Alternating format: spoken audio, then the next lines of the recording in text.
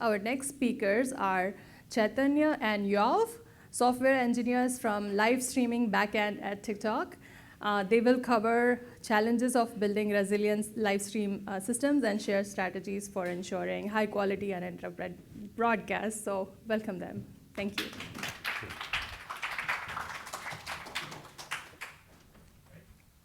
Thank you all for joining. I'm Chaitanya, and I have my colleague Yov with me for this talk. Today we're going to talk about how TikTok Live builds resilient live streaming systems. Right. So I'm sure most of you might have faced issues when you're trying to stream content on your, the platforms that you're trying to use, or also the platforms that you're trying to build, and wondered how do we improve user experience during these issues. So let's see how TikTok does it. And okay. So we split this talk into 4 parts. We'll talk about what CDNs do in live streaming space or live streaming platform. And then we'll talk about how do we get real-time data to find issues as they happen. And then we'll talk about how do we build automated mitigation solutions. And lastly, how do we prevent these issues from happening in the first place. So let's get started. What are CDNs, right? I mean, if you attended the first half of the breakout sessions, I'm sure you must have heard the term CDN a lot. So what is a CDN, and what does it mean for a CDN in live streaming space, right? So CDN stands for Content Delivery Network. And its job is basically to be able to deliver content from source to destination in a minimal time possible with good reliability. And for TikTok Live, this source could be anyone who is trying to stream content using a really good camera setup with a great network connection, or it could be someone who's just trying to use their TikTok app on their device with a mediocre network connection. And the destination could be someone who is trying to watch TikTok Live on a computer with a good network connection, or it could be someone who's just watching TikTok Live content on the TikTok application, right? So how does a CDN cover all these scenarios or use cases and deliver content reliably between the host and the viewer? So CDNs have different mechanisms on how they do this, and it itself could be a whole talk, but we'll try to focus on the top 3 ones. So the first one is multiple layers of cache, right? So being able to serve content from a closest server to the viewer avoids or reduces the latency to deliver content. So CDNs have different layers of cache all around the globe. So that way, when a viewer tries to request for a content or stream a content, it is served from the closest server to them. And the next is they also implement custom network protocols to make sure the connections between the servers and also the servers and the viewers are reliable. And the third is the amount of data that they transmit over the network to make sure the user is able to stream content should be optimal. And the reason for this is transmitting a large amount of data, which is not really helpful for the user experience. Which is not really helpful for the user experience, causes both an increase in latency and also maybe hurt the reliability. So what does all of this mean in a live streaming CDN, right? So for live streaming CDN, there are 2 sides, the ingest and delivery. So for TikTok Live, ingest side starts with a host or a streamer creating a live room which has a live streaming entity attached to it. And when the host starts streaming content to this live streaming entity, they're basically connected to a closest CDN edge server. And once the CDN edge server starts receiving this content, it forwards this content to its processing center or a transcoder. And once this content ends up in the transcoding center or the processing center, it is then transcoded into different resolutions, bit rates, for different types of viewers. And it's made available in a CDN origin, which is a short-lived cache storage. So once the CDN makes this content ready to be delivered on a CDN origin, now comes the delivery CDN part. So on the delivery side, a viewer tries to stream content. A viewer who is trying to stream content is connected to the closest edge server, which is located to at a location closer to them. So when they're connected to the closest edge server requesting for a content, if the edge server has this content in its own cache, it is served straight to the viewer. But let's say the edge server does not have this content in cache. It tries to fetch this content from the ingest CDN's origin, right? But as we just discussed, this origin could be anywhere in the world in a data center. So having this data transmitted all the way from origin to the CDN edge server for every request adds latency. So to avoid that, CDNs have different cache locations around the globe. So that way, a group of edge servers are routed to use a cache location which is closest to them to reduce the number of hops that the content has to go through, and also reduce the latency for delivery. Now that we have seen what or how the ingest and delivery sides of CDN work, let's see what happens in case of an issue. So for live streaming, the most common type of issues that happen are on the delivery side. So, and the first, I guess, or the most trivial issue is, what if a CDN goes down, or if a CDN is not able to deliver content to the viewers? So, and on top of this, live, unlike VOD, is not static, right? It needs to be, we need to be able to identify these issues and mitigate them in real time, so the user experience is not impacted. So this kind of gives us an idea that in case of a live streaming delivery CDN issue, why not we just use another CDN to deliver content from the CDN's origin, right? And this also kind of gives us an idea that having a single CDN point of failure. Sorry if there are sound issues, but yeah. Let's see how TikTok Live handles or builds a resilient system. So we rely on something called multi-CDN architecture.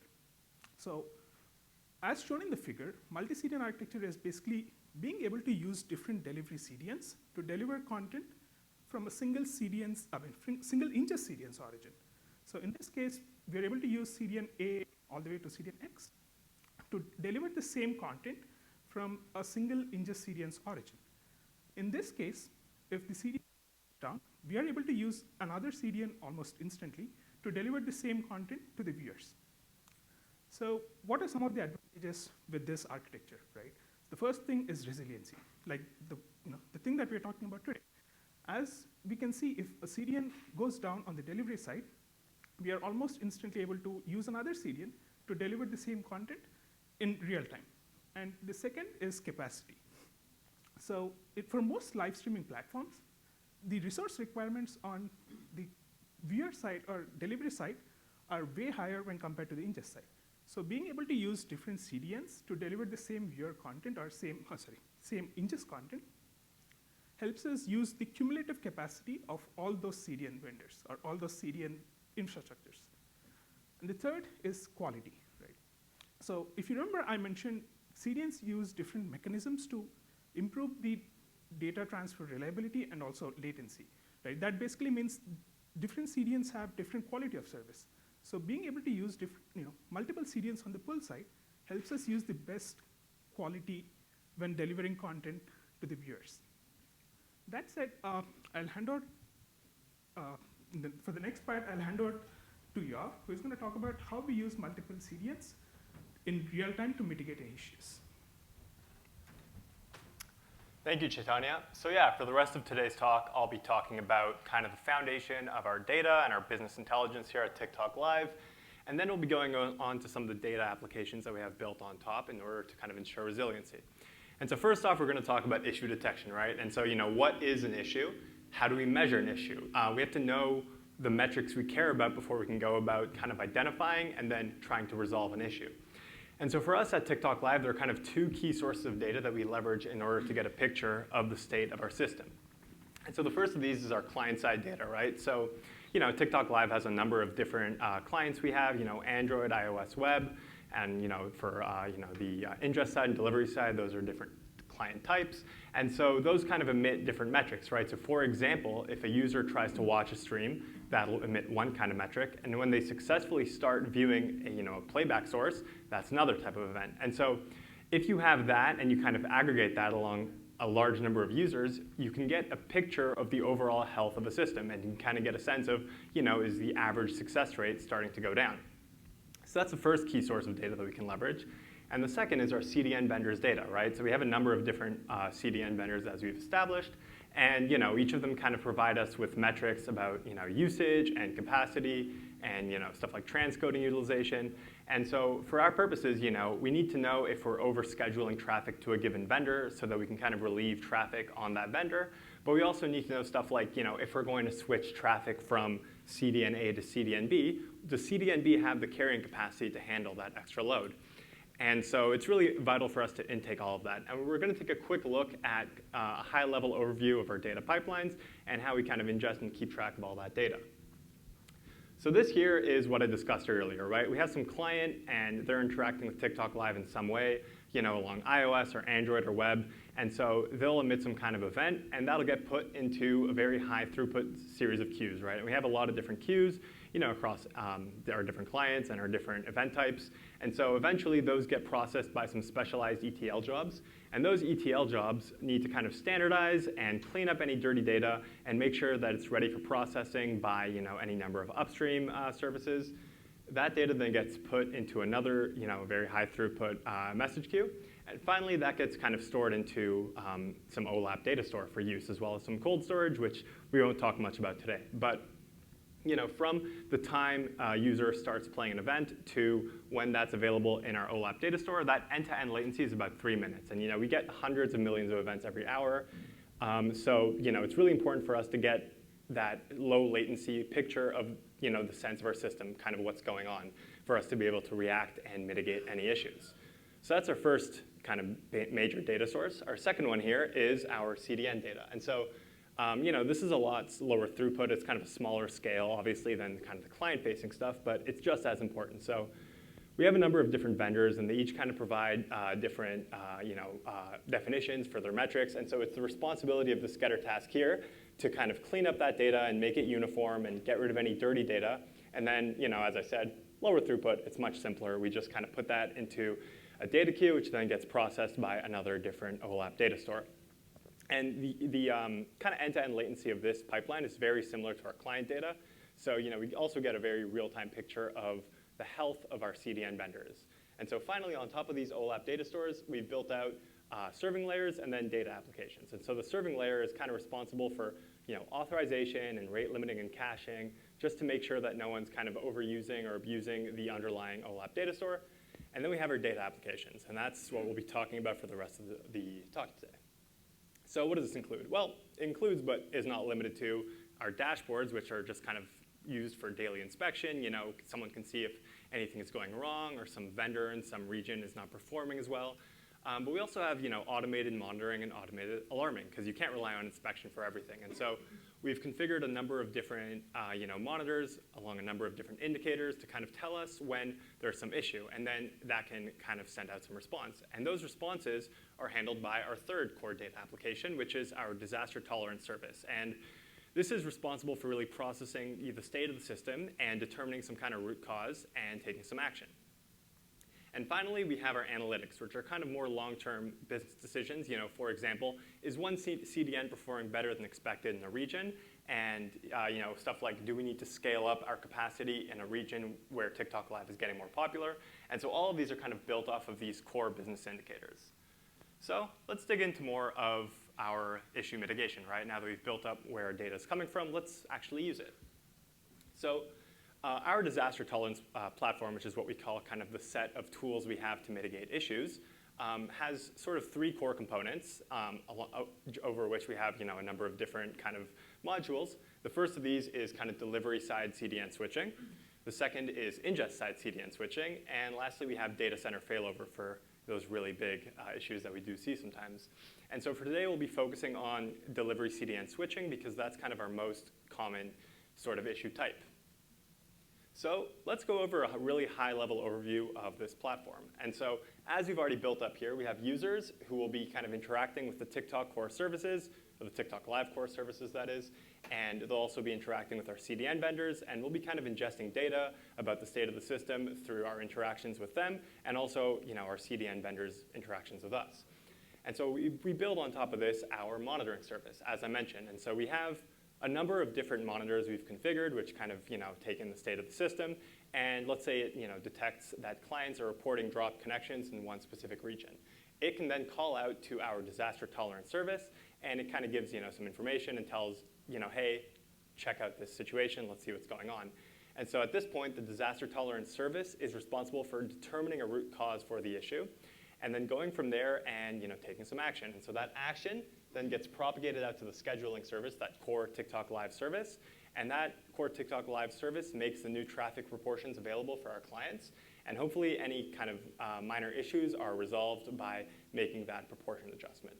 So that might seem a little bit abstract, so let's dive into a more concrete example, right?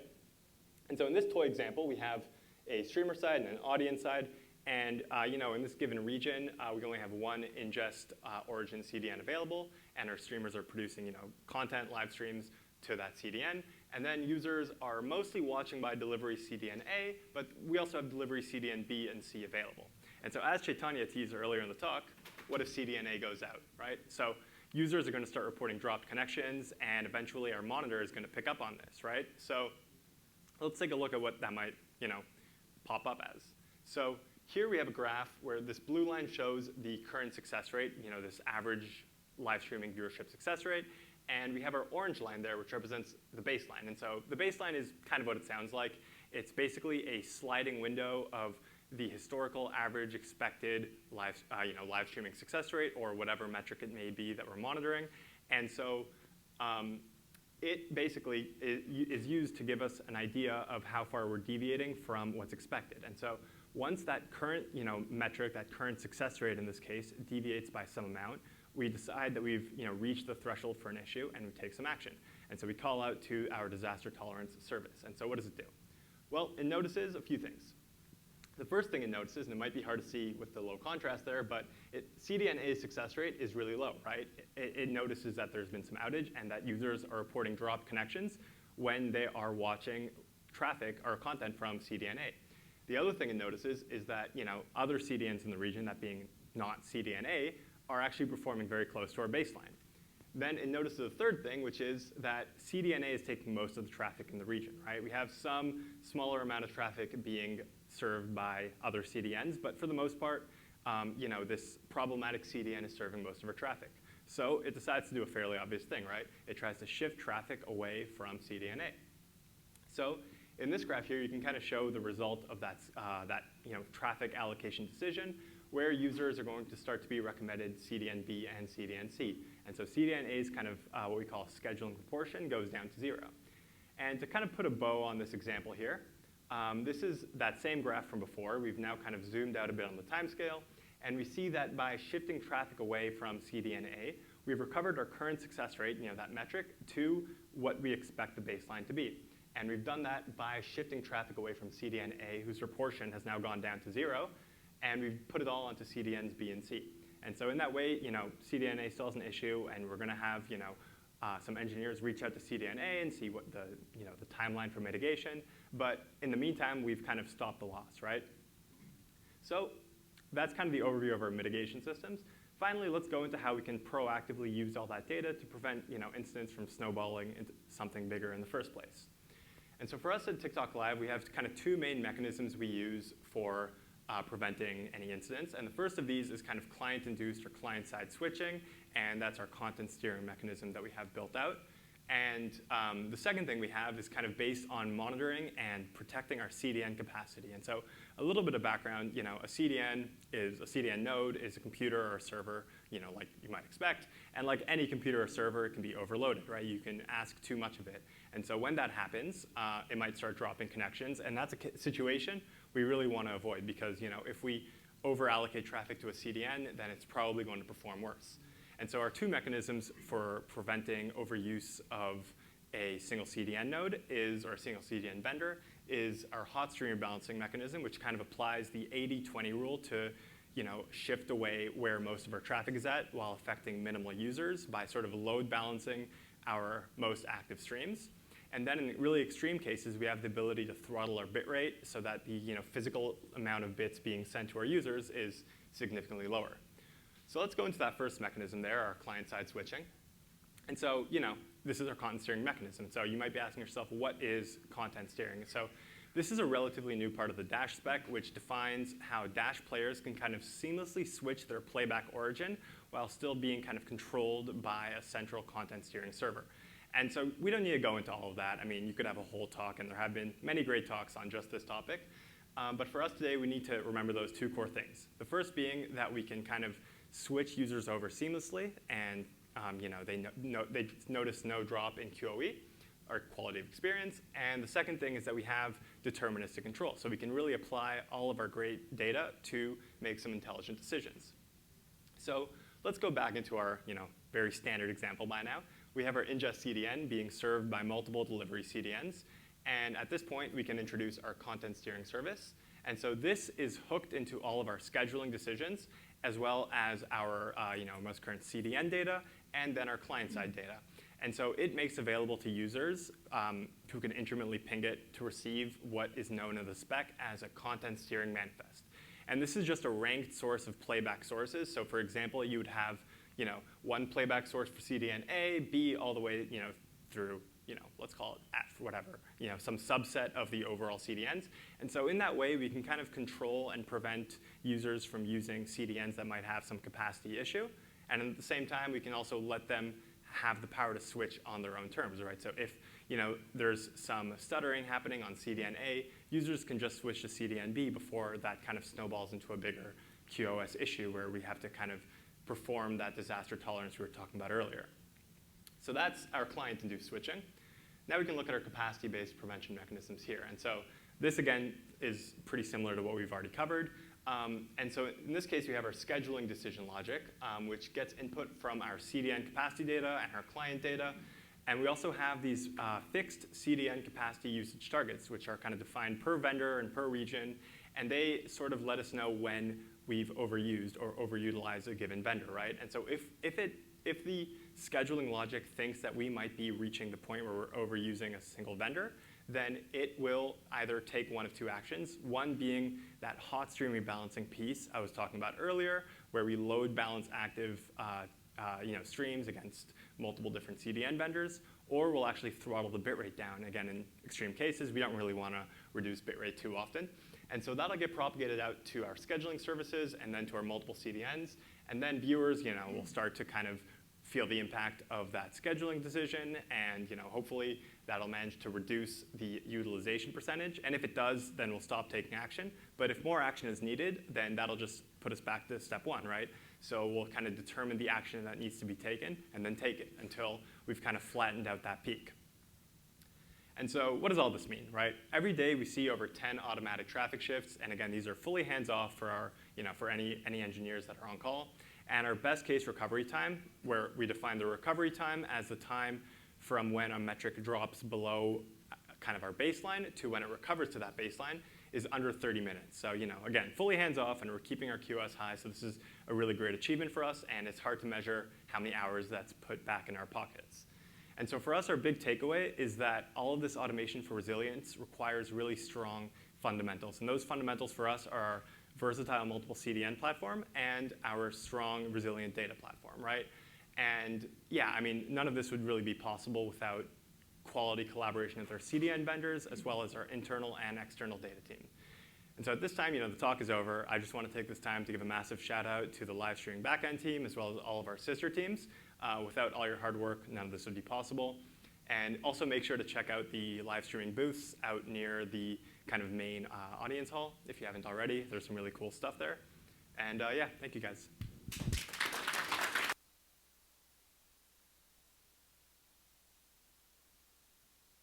Thank you, Chaitanya and Yao. That was very insightful.